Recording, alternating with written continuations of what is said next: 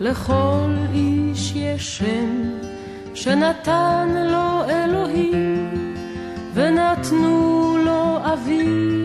Hola oyentes de Radio Sefarad, es un gusto volver a tener en los micrófonos a Alejandro Rubinstein con su sección El Buen Nombre. ¿Qué tal, Alejandro? ¿Qué tal, Jorge?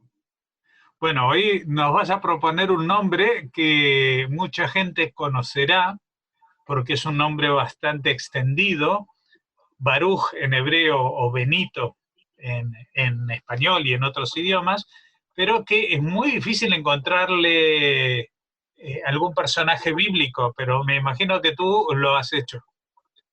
Sí, el día de hoy vamos a hablar de un personaje bíblico y efectivamente es claramente bendito.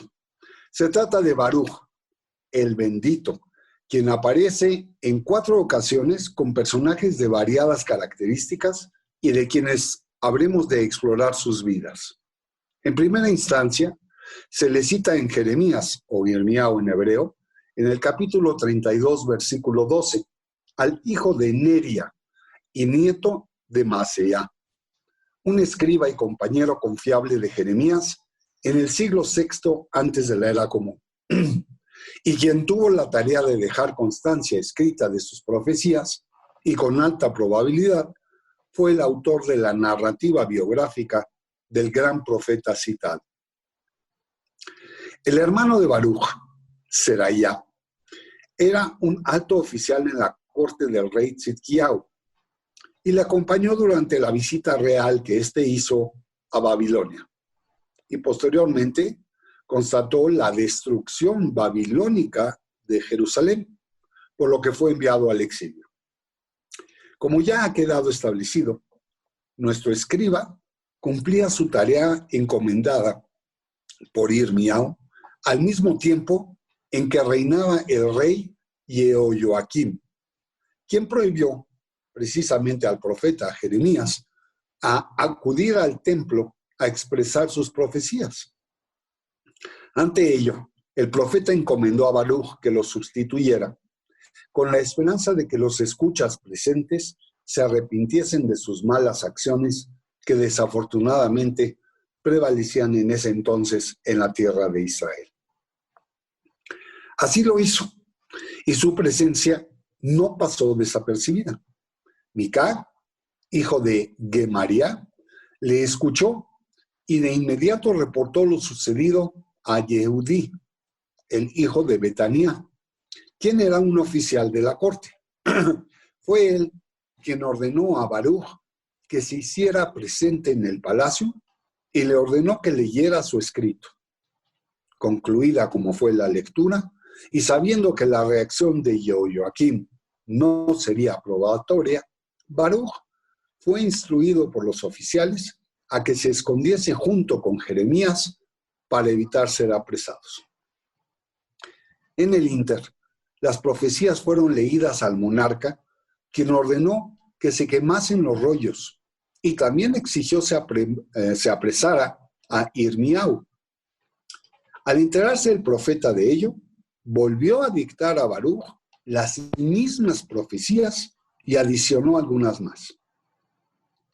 Después de la caída de Jerusalén, en el año 587 antes de la era común, encontramos al profeta y a su escriba protegidos por los comandantes de Babilonia, quienes no les impusieron el exilio.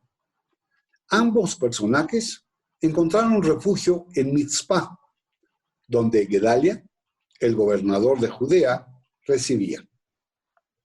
Ante el asesinato, Gedalia, la población consultó, el asesinato de Gedalia, la población consultó con Irmiao si debían escapar a Egipto o permanecer ahí.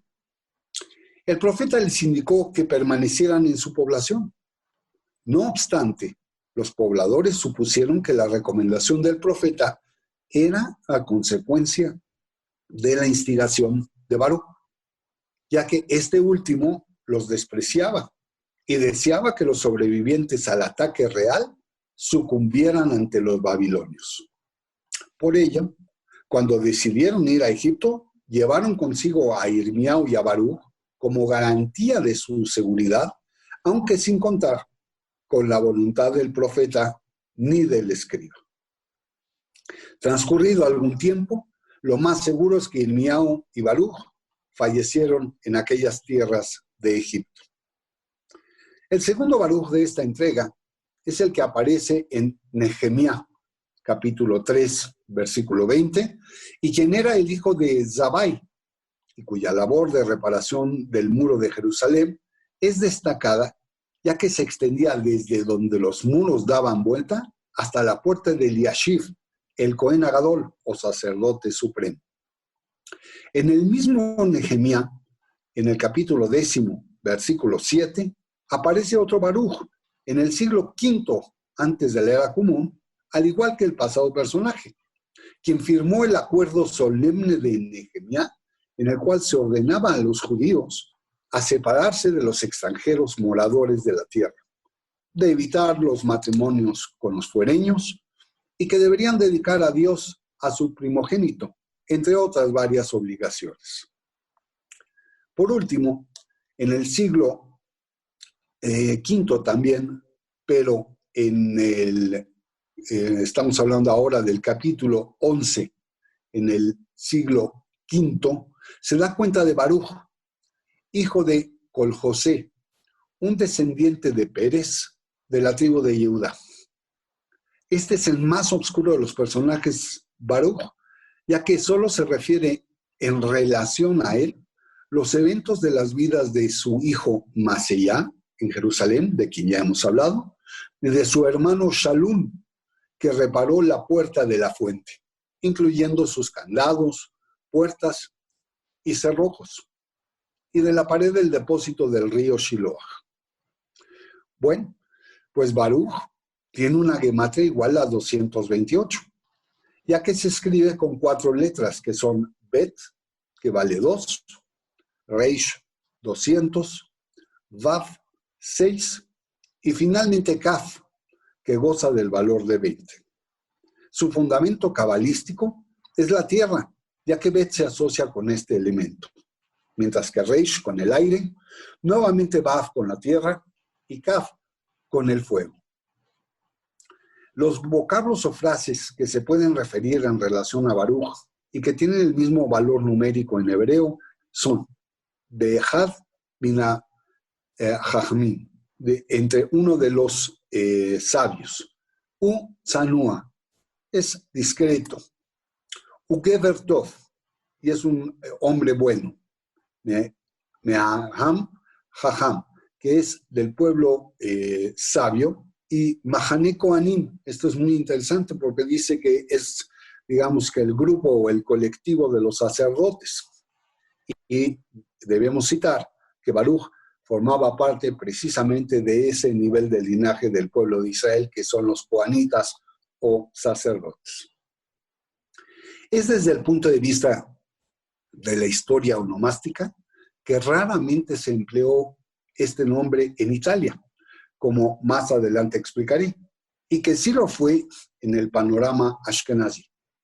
Entre las variantes en yiddish de este nombre están las de Boruch, Borech, Burich, Paruch y Poruch.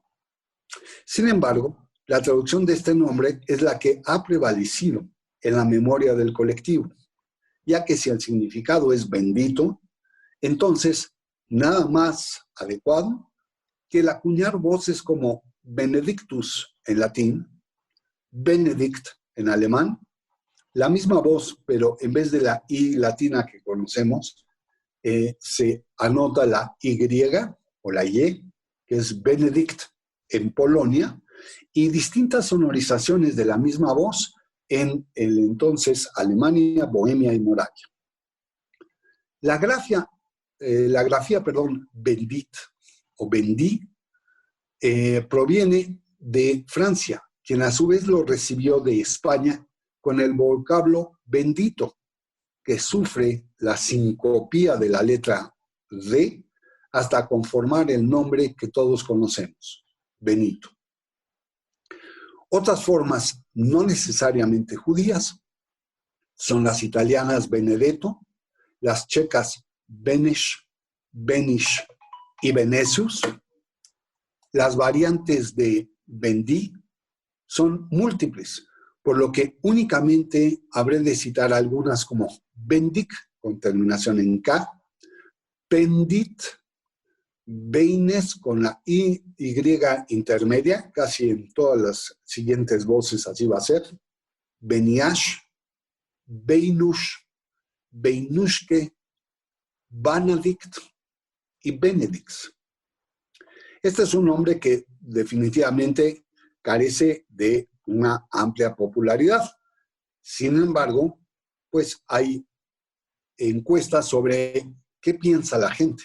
Y la gente opina que es un buen nombre, un 54% así lo opina, mientras que abayazadoramente todos indican, prácticamente todos, que es masculino, clásico, maduro, formal, de la clase alta, un hombre bastante natural, pleno, fuerte, muy tosco inclusive, probablemente por su terminación en la J, extraño, prácticamente complejo, serio y algo intelectual, como casi todos los nombres que hemos analizado. En el caso de Baruch, debemos de decir que hay algunos personajes que son francamente notorios. El americano Baruch Samuel Bloomberg, quien fuese el Premio Nobel de Medicina en 1976. El bailarín clásico ruso Baruch Agadati. El ajedrecista británico Baruch Harold Wood. Y el talmudista Baruch Frankel Teomin, de la segunda mitad del siglo XVIII y del primer tercio del siglo XIX, todos ellos conforman un cuarteto muy granado de portadores de este nombre, que es sin duda muy bendito.